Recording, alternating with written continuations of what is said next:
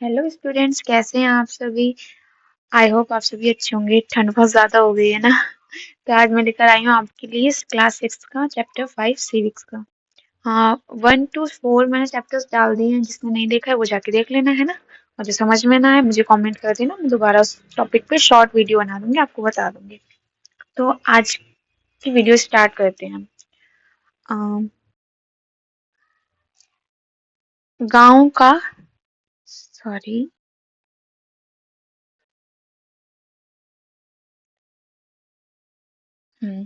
गाँव का प्रशासन।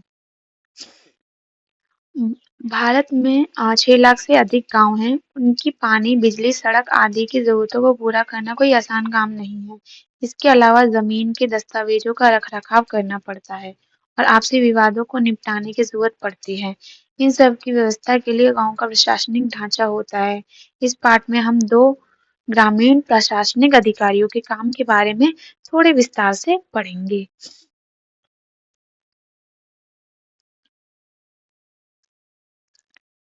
गांव में झगड़ा। मोहन एक किसान है। उसके परिवार के पास थोड़ी सी खेतिहर जमीन है जिस पर वह कई सालों से खेती कर रहा है। इसके खेत से लगा हुआ एक रघु का खेत है। दोनों की खेत एक छोटी मेड़ से अलग होती है। एक सुबह मोहन ने देखा कि रघु ने मेड़ को थोड़ा आगे बढ़ा लिया था। ऐसा करके उसने मोहन की कुछ जमीन अपने खेत में मिला ली थी और अपने खेत का आकार बढ़ा लिया था। मोहन को बहुत गुस्सा आया, मगर वह थोड़ा डरा हुआ था।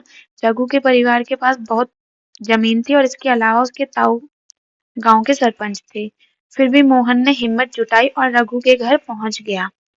दोनों के बीच कहासुनी हुई और रघु ने तो मानने से इनकार कर दिया कि उसने मेड़ को आगे बढ़ाया है। थोड़ी ही देर में झगड़ा शुरू हो गया। रघु ने अपने एक मजदूर को बुला लिया। दोनों मिलकर मोहन पर चिल्ला रहे थे। फिर उन्होंने मोहन को मारना शुरू कर दिया। वो हल्ला सुनकर पड़ोसी बाहर आ गए। उन्होंने देखा कि मोहन की पिटाई हो रही है, तो बीच बचाव करके उन्होंने मोहन को बचाया। मोहन के सिर पर और हाथ में बहुत चोट आई हुई थी और एक पड़ोसी ने उसकी मरहम पट्टी की। मोहन के एक दोस्त ने, जो गांव के डाकघर में काम करता था, सुझाव दिया कि उन्होंने स्थानीय पुलिस जाकर रपट लिखवानी चाहिए, जबकि कुछ लोग इसके खिलाफ थे। उनको लग रहा था कि बहुत सारा पैसा बर्बाद हो जाएगा और नतीजा कुछ नहीं निकलेगा। कुछ लोगों ने कहा कि रघु के परिवार वाले तो पहले ही पुलिस थाने पहुंच चुके होंगे। काफी विचार विमर्श के बाद अंततः यह हुआ कि जिन पड़ोसियों की आंखों के सामने घटना हुई थी, मोहन उनको लेकर पुलिस थाने जाएगा। पुलिस थाने का क्षेत्र। थाने के रास्ते में एक पड़ोसी ने पूछा, क्यों ना हम थोड़ा और पैसा करके शहर के बड़े थाने चले। मोहन ने समझाया कि बात पैसे की नहीं है। हम इसी थाने में अपना मामला दर्ज करवा सकते हैं, क्योंकि हमारा गांव इसी के कार्य क्षेत्र में आता है। क्योंकि जैसे ना एरिया बटे होते हैं कि ये वाला काम इस ऑफिस में होगा, ये वाला काम इस ऑफिस में होगा, ऐसे एरिया बटे होते हैं। ठीक है। कहीं की भी रिपोर्ट, कहीं का क्राइम दूसरी जगह पे जाके आप नहीं उसकी शिकायत या फिर एफआईआर नहीं कर सकते। ठीक है।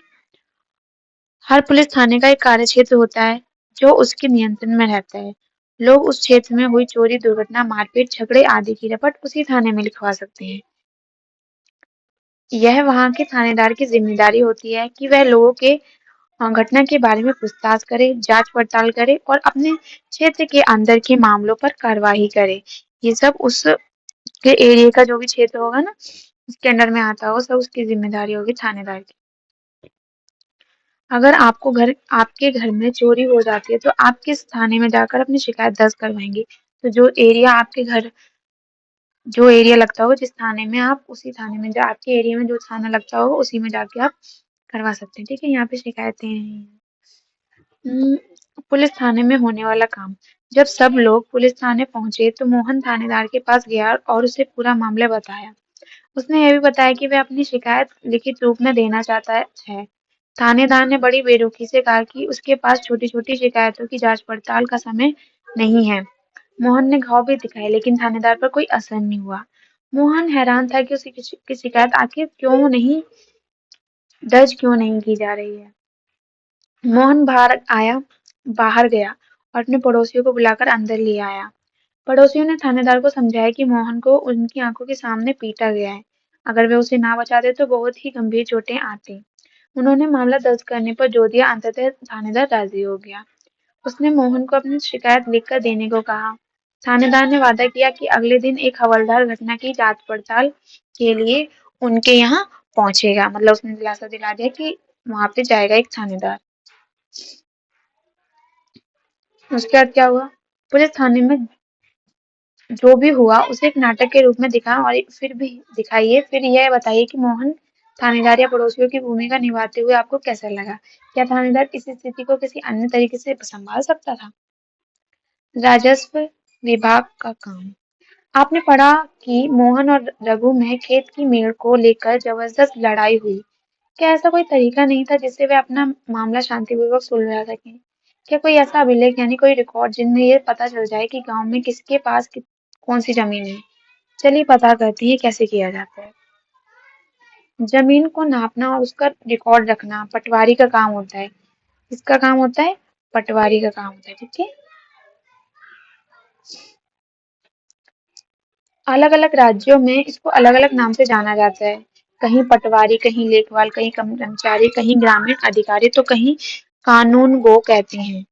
हम यहाँ जमीन का लेखा जोखा रखने वाले कर्मचारी के लिए पटवारी शब्द का इस्तेमाल कर रहे हैं।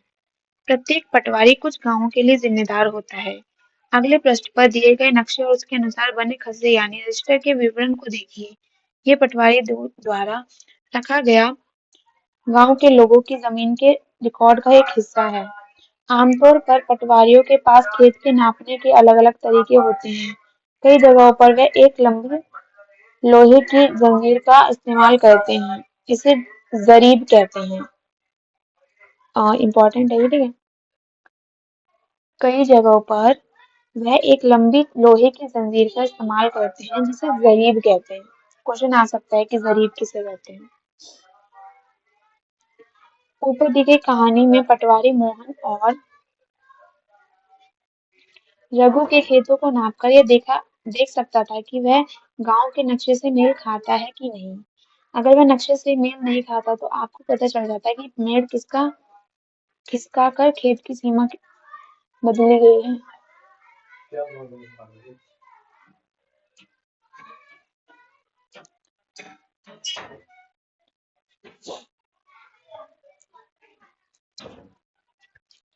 पटवारी किसानों से भूमि कर भी इकट्ठा करता है और सरकार को अपने क्षेत्र में उगने वाली फसलों के बारे में जानकारी देता है।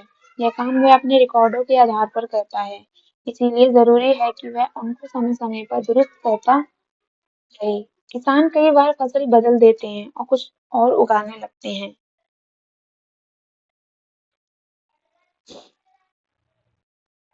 यहाँ पे देखो ये मैप दे रखा है, ठीक है, और बोल रखा होता है कि ये चीजें आप उगा सकते हो, ठीक है। सारी चीजें नहीं उगा सकते हैं।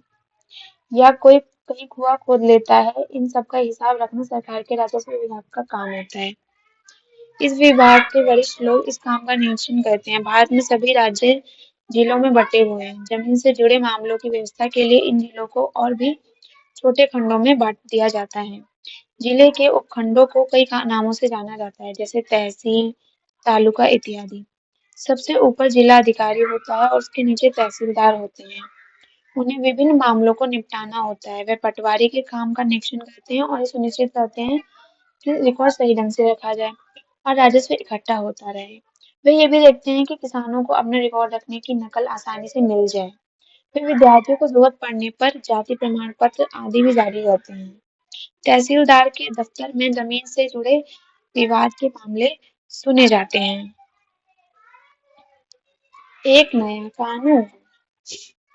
जब हम उन किसानों के बारे में सोचते हैं जिनके पास जमीन है तो आमतौर पर हमारे ध्यान में पुरुष होते हैं। महिलाओं की हैसियत खेतों के काम के में एक मददगार भर की मानी जाती है। उनके बारे में जमीन के मालिक के रूप में कभी नहीं सोचा जाता। अभी तक कई राज्यों में और हिंदू औरतों को परिवार की जमीन में हिस्सा नहीं मिलता था। पिता की मृत्यु के बाद जमीन बेटों में बांट दी जाती थी। हाल ही में नया कानून बदला गया है। नए कानून के मुताबिक हिंदू परिवारों में बेटों बेटियों और उनकी मां को जमींदार में बराबर हिस्सा मिलता है। यह कानून सभी राज्यों के केंद्रशासित प्रदेशों में लागू होता है।